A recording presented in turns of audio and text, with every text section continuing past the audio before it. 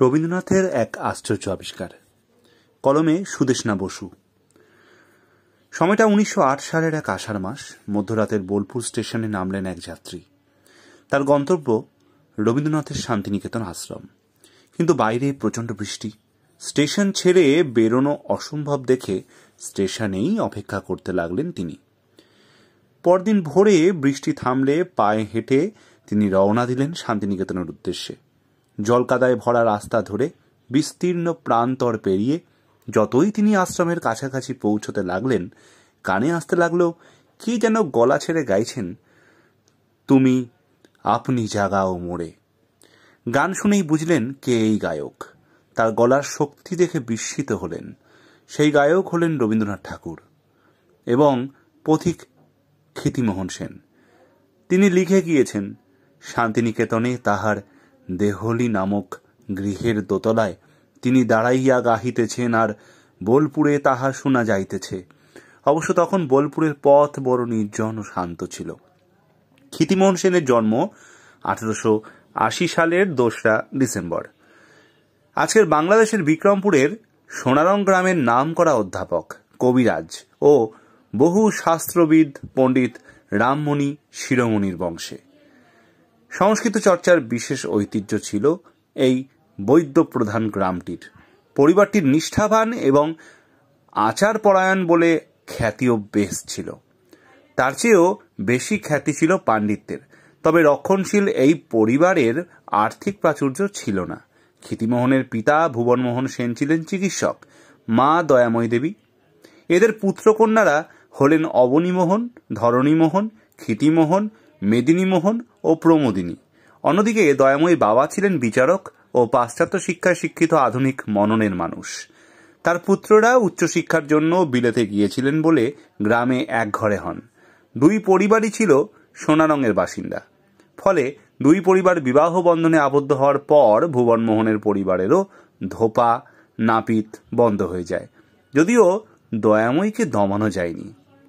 রামমণি শিরোমণি 72 বছর বয়সে কোষ্ঠীতে মৃত্যুযোগের উল্লেখ দেখে শেষ বয়সে কাশীতে গিয়ে থাকবেন বলে নিজের গ্রাম ও অধ্যাপনা ছেড়ে নদী পথে কাশী যাত্রা করেন। পিতার সঙ্গে একত্রে থাকতে ভুবনমোহনও তার স্ত্রী পুত্রকন্যাদের নিয়ে সেই কাশী যাত্রার সঙ্গী হন। এর ফলে ক্ষিতিমোহনের শৈশব কাশীতেই বেশি কাটে। নিজেকে তিনি কাশীর মানুষ বলেই মনে করতেন। ভারত সংস্কৃতির কেন্দ্রবিন্দু কাশী বা আজকের বেনারস। কাশীর গঙ্গা, তার ঘাট, বিভিন্ন অলিগলি, মন্দির মসজিদ, নানা ধরনের সাধক এবং তাদের আস্তানা, নানা সম্প্রদায়ের মঠ কিশোর বয়স থেকে ক্ষিতিমোহনকে তৈরি করে দিয়েছিল। মুক্ত মনে সবকিছু দেখার একটা দৃষ্টি তিনি পেয়ে গিয়েছিলেন। ধর্ম ত্রান্ত্রিকতার মোহ তাকে অন্ধ করে দেয়নি। কাশীর সাধু সন্ন্যাসী ভক্ত সন্তদের প্রতি ছোট থেকেই এক স্বাভাবিক আকর্ষণ বোধ করতেন। কাশীতে তখন বড় বড় পণ্ডিতরা থাকতেন। তাদের মধ্যে অনেকেই ছিলেন ক্ষিতিমোহনের শিক্ষাগুরু। গঙ্গাধর শাস্ত্রী নামে এক দক্ষিণী পণ্ডিতের চতুষ্পাঠীতে ক্ষিতিমোহনকে পাঠানোও হয়। তার পাঠ শুরু হয় হিন্দি ভাষায়। বাংলা অক্ষরজ্ঞান হয়েছে অনেক পরে। ক্রমশ সংস্কৃত, উর্দু ও ফার্সি ভাষাও তিনি আয়ত্ত করে নেন। ক্ষিতিমোহনের কলেজ জীবনে কেটেছিল বেনারসের কুইন্স কলেজে। তার জীবনীকার প্রণতি মুখার্জি জানিয়েছেন, কলেজের সাহেব অধ্যক্ষ একবার ভারতীয় দর্শন সম্বন্ধে ধারাবাহিক বক্তৃতা দেন, কিন্তু তারপর মূল লেখাগুলি হারিয়ে ফেলেন। ডাক পড়ে ক্ষিতিমোহনের। তিনি সেই বক্তৃতাগুলি স্মৃতি থেকে আবার লিখে দেন। পরে মূল লেখাগুলি পাওয়া যায় ও দেখা যায় ক্ষিতিমোহনের স্মৃতি থেকে লেখা এবং মূল লেখা কয়েকটি শব্দ ছাড়া হুবহু এক। যে ব্রাহ্মণ্যবাদ নির্ভর শিক্ষামণ্ডলের পরিবেশে ক্ষিতিমোহন শিক্ষালাভ করেছিলেন, সৌভাগ্যের বিষয়ে সেই পরিবেশ তাকে কোনো রকম ধর্মান্ধতার নিগড়ে বেঁধে ফেলেনি। এর কারণ, তৎকালীন কাশীতে তিনি এমন সব বিরাট পণ্ডিত, শাস্ত্রজ্ঞ ও বিভিন্ন সম্প্রদায়ের সাধকের দেখা পেয়েছিলেন যারা তাকে তৈরি করে দিয়েছিলেন অন্যভাবে। তিনি তার ছাত্র জীবনে এইসব পণ্ডিত ও সাধকদের মুখের কথা শুনতে কাশীর বিভিন্ন অলিতে গলিতে ঘুরে বেড়াতেন। এমনকি কাশীর বাইরেও বন্ধুদের দল তৈরি করে ছুটতেন কোনো সাধকের কথা জানতে। যে দুজন অধ্যাপক ক্ষিতিমোহনের জীবনে বেশি করে প্রভাব ফেলেছিল তারা হলেন মহোপাধ্যায় সুধাকর দ্বিবেদী ও ঈশানচন্দ্র বিদ্যারত্ন। সুধাকর দ্বিবেদী ছিলেন বিরাট পণ্ডিত। ভারতের মধ্যযুগের সন্তদের বাণীতে যে গভীর আধ্যাত্মিক সাধনা ও উপলব্ধির প্রকাশ ঘটেছে তার খবর তিনিই প্রথম ক্ষিতিমোহনকে দেন। ক্ষিতিমোহন অবশ্য তার ছোটবেলা থেকেই কাশীর সাধু মহাত্মাদের গলায় কবির দাদুর ভজন শুনেই বড় হয়েছিলেন। ঠিক যেমন করে হঠাৎই একদিন কাশীর একটি বাড়িতে বসে স্বামী বিবেকানন্দের গলায় রবীন্দ্রনাথের গান শুনে বুঝতে পারেননি সে গানের লেখককে, কারণ তখনও অবধি বাংলা ভাষা, সাহিত্য ও সংস্কৃতির সঙ্গে তার খুব একটা ভালোভাবে পরিচয় ঘটেনি। সন্তদের বাণী ক্ষিতিমোহনকে এতটাই আকৃষ্ট করেছিল যে শাস্ত্রজ্ঞ পণ্ডিতদের কাছ থেকে পাঠ নিলেও তার মন পড়ে থাকত কবির, দাদু, রজ্জাব, রবিদাসের বাণী সংগ্রহ এবং শোনার জন্য। এক অমোঘ আকর্ষণ তাকে এক উদার ও গভীর ধর্মের জগতে এনে দাঁড় করিয়ে দিয়েছিল। 2রা ফেব্রুয়ারি 1895 সালে ক্ষিতিমোহন সন্তমতি সাধকের কাছে দীক্ষাও নিয়েছিলেন। এই দেখা ও চেনার চেষ্টাতেই ক্ষিতিমোহন মধ্যযুগের সন্ত সাধনা ও ভক্তিগীতির পাশাপাশি বাংলার বাউল সম্পর্কেও খোঁজখবর নিতে শুরু করেন। বাউলের সন্ধানে তিনি কেঁদুলিতে এসেছেন। যদিও কিছুটা দূরেই শান্তিনিকেতন আশ্রমের খবর তখন তার কাছে ছিল অজানা। রবীন্দ্র সাহিত্যের সঙ্গে ক্ষিতিমোহনের পরিচয় ঘটেছিল তার 19-20 বছর বয়সে। কাশীর গঙ্গার ঘাটে কলকাতা থেকে আসা বন্ধু কালীকৃষ্ণ মজুমদার ও বিপিন দাশগুপ্তর কাছেই প্রথম ক্ষিতিমোহন রবীন্দ্রকাব্যের পরিচয় পান। তিনি মধ্যযুগীয় সন্তবাণীর আলোয় রবীন্দ্রনাথকে চিনেছিলেন। তার এই অনুসন্ধানের কারণেই শিক্ষিত শহুরে মানুষদের মধ্যযুগের সন্ত ও বাংলার বাউলদের ধর্মসাধনা এবং সাধন সঙ্গীতের সঙ্গে প্রথম পরিচয় ঘটে। বিভিন্ন সন্ত ও বাউল সাধকের গান রবীন্দ্রনাথকেও তিনি শুনিয়েছেন। প্রসঙ্গত ক্ষিতিমোহন ভালো গাইতেনও। 1902 সালে ক্ষিতিমোহন এলাহাবাদ বিশ্ববিদ্যালয়ের অধীনে কুইন্স কলেজ থেকে সংস্কৃত নিয়ে এমএ পাশ করেন। এমএ পাশ করার পরে তার সঙ্গে বরিশাল জেলার গৈলা গ্রাম নিবাসী পেশায় ইঞ্জিনিয়ার মধুসূদন সেনের বড় মেয়ে কিরণবালার বিয়ে হয়। ক্ষিতিমোহনের প্রথম কন্যা সন্তান রেণুকার জন্ম 1904 সালে। তবে দ্বিতীয় কন্যা সন্তান ফেনী মাত্র 2.5 বছর বয়সে মারা যায়। এরপর 1908 সালে পুত্র ক্ষেমেন্দ্রমোহন, ডাকনাম কঙ্কর, 1910 সালে কন্যা মমতা, ডাকনাম লাবু ও 1912 সালে অমিতার জন্ম হয়। অমিতার পুত্র নোবেলজয়ী অমর্ত্য সেন তার নাতি। ক্ষিতিমোহন কলকাতার মেডিকেল কলেজেও ভর্তি হন। তার সহপাঠী ছিলেন বিধান রায়। কিন্তু বড়দাদা অবনীমোহন হঠাৎ মারা যাওয়ায় পরিবারের যাবতীয় দায়িত্ব তার উপর এসে পড়ে। ফলে ডাক্তার হওয়ার চেষ্টা ছেড়ে চাকরির সন্ধানে নামতে হয় তাকে। 1907 সালে তিনি হিমালয়ের কোলে পাহাড় ঘেরা ছোট করদ রাজ্য চম্বায় রাজা ভুরি সিংহের বিদ্যালয়ের প্রধান শিক্ষকের কাজ পান। 1908 সালে কালীমোহন ঘোষ মারফত ক্ষিতিমোহনের খবর পান রবীন্দ্রনাথ। ক্ষিতিমোহন সম্পর্কে জেনে রবীন্দ্রনাথের প্রথম প্রতিক্রিয়া ছিল, ইনি নিশ্চয়ই একজন প্রাচীন শাস্ত্রজ্ঞ এবং অত্যন্ত উদার।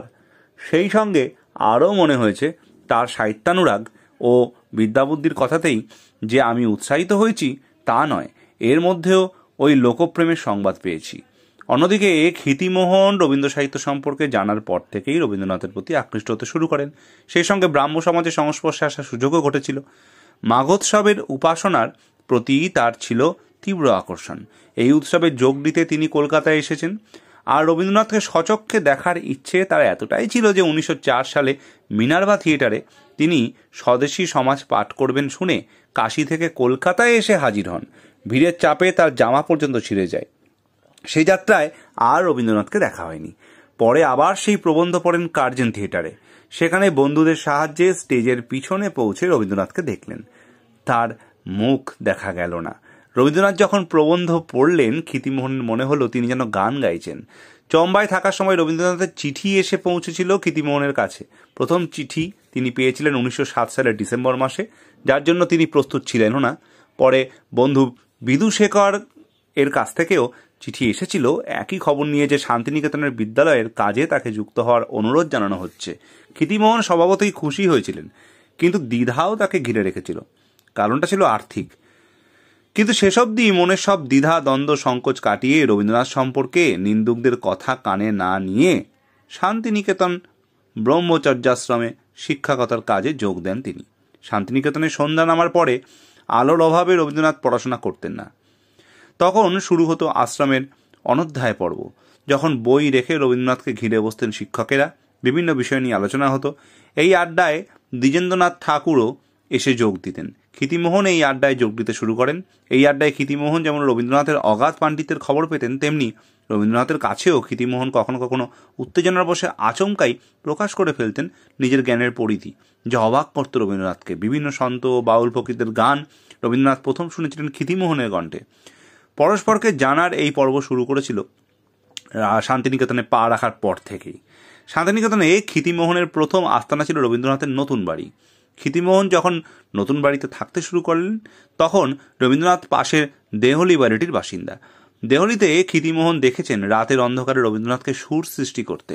নতুন বাড়ির বারান্দায় বসে ক্ষিতিমোহন সেই গানের কথা অগোচরে লিখে নিতেন। একজন ভক্তের ঐকান্তিকতায় ক্ষিতিমোহন আজীবন যেমন করে ভারত পথিক হয়ে নানা সন্ত সাধকের কাছ থেকে তাঁদের বাণী ও সাধন তত্ত্ব সংগ্রহ করতেন, সেইভাবেই রবীন্দ্রনাথের সাধনাকে বুঝে নিতে শুরু করেছিলেন। মুখ্যত সেই উদ্দেশ্যেই তো তার রবীন্দ্রনাথের কাছে আসা। 1908 সালের ডিসেম্বর মাস থেকে ক্ষিতিমোহনের অনুরোধেই রবীন্দ্রনাথ বলতে শুরু করেছিলেন তার শান্তিনিকেতনে বক্তৃতামালার আশ্চর্য কথাগুলি। ভোরবেলায় আশ্রমের মন্দিরের পূব দিকে সিঁড়িতে বসে ক্ষিতিমোহন ও উপস্থিত আরও কয়েকজন শিক্ষকের সামনে সূর্যোদয়ের জন্য অপেক্ষা করতে করতে রবীন্দ্রনাথ বলে যেতেন আপন খেয়ালে। এমন করে নিজের অন্তরাত্মাকে উজাড় করে আর কখনো দেননি কবিগুরু রবীন্দ্রনাথ। বোধহয় ক্ষিতিমোহনকে যোগ্য মনে করেছিলেন বলেই রবীন্দ্রনাথ তার সাধক রূপ সেই একবারই উন্মুক্ত করেছিলেন। 1908 সালে ক্ষিতিমোহন ও বিদুশেখরের উদ্যোগে আশ্রমে শুরু হয় বর্ষা উৎসব, যা শান্তিনিকেতনে আদি উৎসব। 1910 সালে রবীন্দ্রনাথের গীতাঞ্জলি যেমন প্রথম প্রকাশিত হয়, তেমনি রবীন্দ্রনাথের আগ্রহে ও উদ্যোগে ক্ষিতিমোহনের 4 খণ্ডের আকর গ্রন্থ কবিরও প্রকাশিত হয়। কবিরের দোহা সংকলনের মাধ্যমে ক্ষিতিমোহন সকলের জন্য যেন এক রত্ন ভাণ্ডার খুলে দিয়েছিলেন। ক্ষিতিমোহনের সংগৃহীত কবিরের দোহা পড়ে উৎসাহিত হয়ে তার ইংরেজি অনুবাদে হাত দিয়েছিলেন রবীন্দ্রনাথ স্বয়ং। এরপর ধারাবাহিকভাবে ক্ষিতিমোহনই শিক্ষিত শহুরে বাঙালিকে ভারতীয় মধ্যযুগের সুফি সন্তদের সাধনা ও সাহিত্যের সঙ্গে পরিচয় করিয়ে দিয়েছিলেন, যেমন তেমনি বাংলার বাউলদের গুপ্ত সাধনার খবরও এনে দিয়েছিলেন। আবার ভারতে হিন্দু মুসলিমের যুক্ত সাধনার খোঁজ ক্ষিতিমোহনের কাছ থেকেই আমরা পেয়েছি। 1911 থেকে 13 সময়কালের দিকে তাকালে দেখা যাবে শান্তিনিকেতন আশ্রমে ক্ষিতিমোহনের উৎসাহ ও ব্যবস্থাপনায় রবীন্দ্রনাথের 50 বছরের জন্মদিন পালিত হচ্ছে। পরের বছর কবি চিকিৎসার প্রয়োজনে ইংল্যান্ডে যান, আমেরিকাতেও গিয়েছিলেন। এই ভ্রমণের সময় রবীন্দ্রনাথ আপ্রাণ চেষ্টা করেছিলেন ক্ষিতিমোহনকে নিয়ে যেতে, যাতে স্বামী বিবেকানন্দের পর একজন যোগ্য ব্যক্তি পাশ্চাত্যের সামনে প্রাচ্যের সাধনার খবর সঠিক অর্থে পৌঁছে দিতে পারেন। কিন্তু শেষ অবধি তা সম্ভব হয়নি। তবে রবীন্দ্রনাথের সঙ্গে ক্ষিতিমোহনের চীন ও জাপান সফর সম্ভব হয়েছিল 1924 সালে, যা তার জীবনের একটি উল্লেখযোগ্য পর্ব। একইভাবে রবীন্দ্রনাথের সঙ্গে গুজরাট ভ্রমণও তেমনই একটি পর্ব। শান্তিনিকেতনে আসার মাত্র 4 বছরের মধ্যে ক্ষিতিমোহন আশ্রমের একজন অপরিহার্য ব্যক্তিত্ব হয়ে উঠেছিলেন। সকলের কাছে তিনি কালক্রমে আশ্রমের ঠাকুরদা এবং তার স্ত্রী কিরণবালা হয়ে উঠেছিলেন ঠান্নি। রবীন্দ্রনাথ ক্ষিতিমোহনকে কেবল শিক্ষক হিসেবে চাননি। আপনি মনে করিতেছেন আপনি কেবল আপনার ছাত্রদের লইয়াই কাজ করিবেন, সেটা আপনার ভুল। আমরাও আছি, ছাত্রদের পাইয়া আমাদিগকে অবহেলা করিবেন না। ক্ষিতিমোহন অবহেলা করেননি। তার মাধ্যমেই শান্তিনিকেতন আশ্রম জীবনে রূপ পেয়েছিল রবীন্দ্রনাথের ভাবনা প্রসূত এক জীবন চর্চা, যেখানে তিনি গেঁথে দিয়েছিলেন বিভিন্ন অসাম্প্রদায়িক প্রকৃতি বন্দনার উৎসব। আর ক্ষিতিমোহন সেই উৎসবের আঙ্গিকের সঙ্গে মিলিয়ে দিয়েছিলেন বেদ উপনিষদ থেকে চয়ন করা বিভিন্ন শ্লোক বা সূক্ত। রবীন্দ্রনাথ লিখে দিয়েছিলেন সেই উৎসবের উপযোগী গান, এবং ক্ষিতিমোহনের সঙ্গে পরামর্শ করে নন্দলাল তার ছবি ও আলপনা দিয়ে তৈরি করেছেন উৎসবগুলির অঙ্গসৌষ্ঠব ও লালিত্য।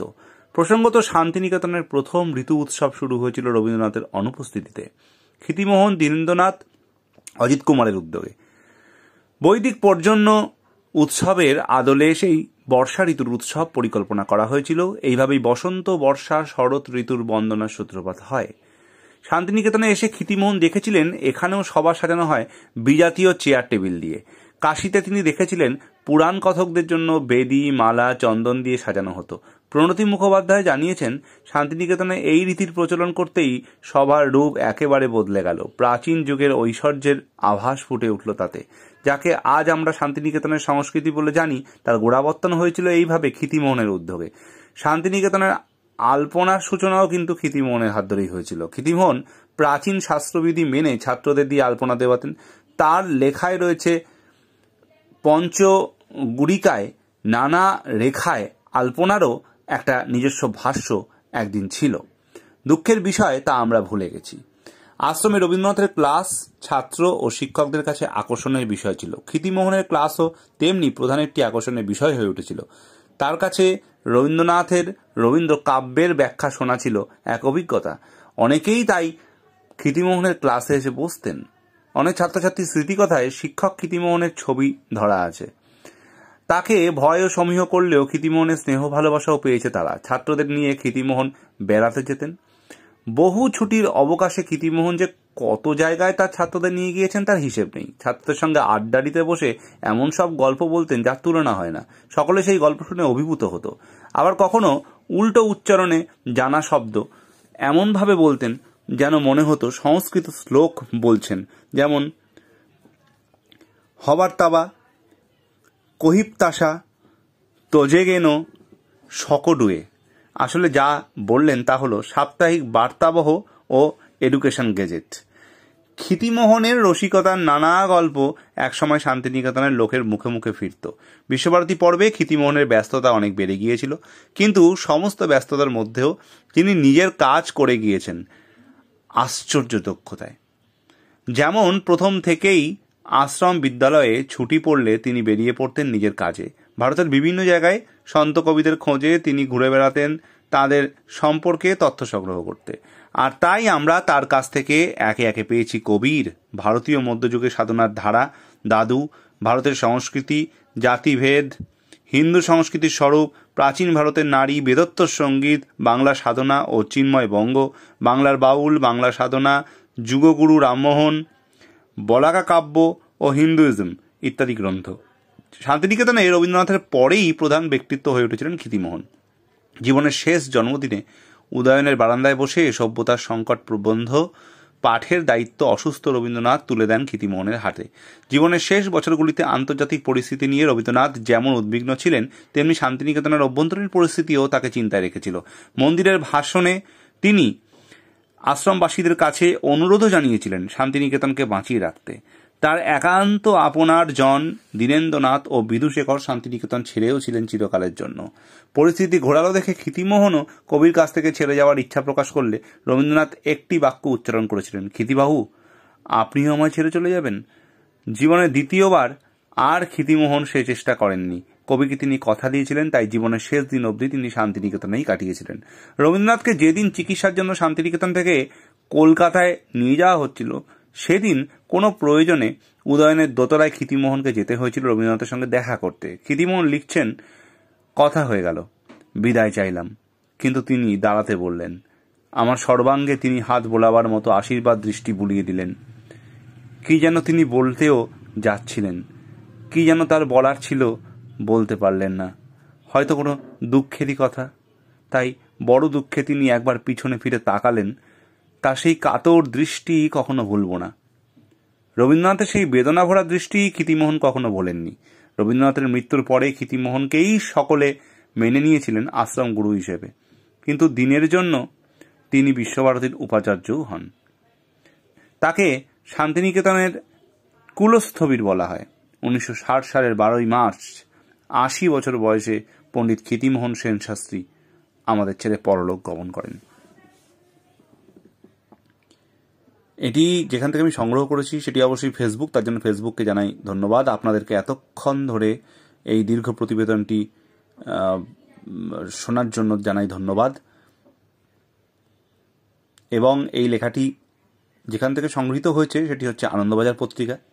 আনন্দবাজার পত্রিকাকে আমি জানাই আন্তরিক ধন্যবাদ। নমস্কার।